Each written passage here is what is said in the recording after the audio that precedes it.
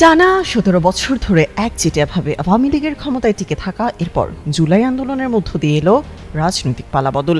এক বছর আগে স্বৈরাচার তকমা পেয়ে ভারতে পালিয়ে যান দলের প্রধান শেখ হাসিনা সহ বেশ কিছু নেতা। তবে এখনও দেশ জুড়ে রয়েছে কার্যক্রম স্থগিত দলটির বিপুল সংখ্যক কর্মী সমর্থক।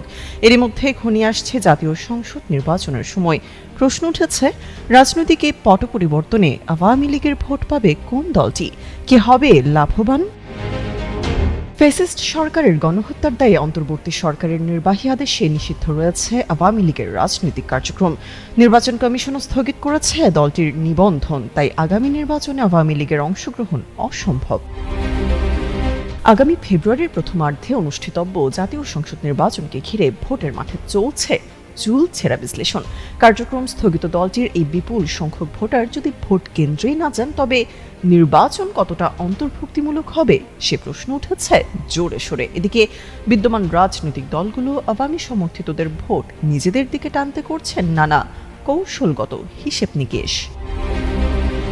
শুক্রবার বিবিসি বাংলার এক টক শোতে এই জটিল পরিস্থিতি নিয়ে বিশ্লেষণ করেন ঢাকা বিশ্ববিদ্যালয়ের অধ্যাপক এস.এম. শামীম রাজা। বলেন, ৯০-এর পর ৩টি নির্বাচনেই আওয়ামী লীগের ভোট ছিল অনেক বেশি। এটি তাদের সক্ষমতার প্রমাণ দেয়। অন্যদিকে তারেক রহমানের প্রত্যাবর্তন গুরুত্বপূর্ণ ভূমিকা রাখবে বলে মনে করেন এই বিশ্লেষক। জামায়াত ইস্যুতে তিনি বলেন, মাঠ পর্যায়ে বা তৃণমূলের সংগঠনে জামায়াতের প্রভাব বিএনপির চেয়ে বেশি। জামায়াত তাদের অপরিবর্তিত ভোট ব্যাংক ধরে রেখে বিএনপির দুর্বলতাকে কাজে লাগিয়ে আওয়ামী সমর্থকদের ভোট নিজেদের দিকে টানতে পারে।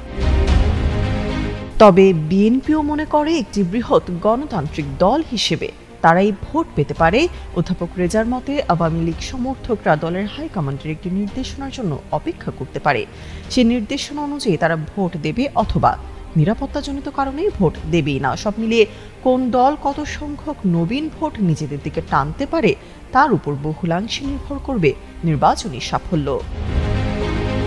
তামান্না তাবাসসুম, যুগান্তর নিউজ।